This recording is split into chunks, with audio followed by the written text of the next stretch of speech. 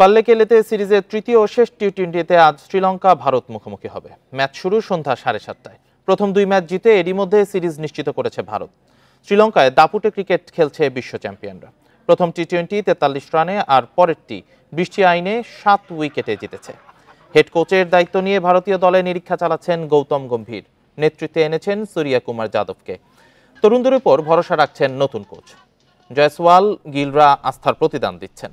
টি-20 শেষে শ্রীলঙ্কার বিপক্ষে 3 ম্যাচের ওয়ানডে সিরিজ খেলবে ভারত।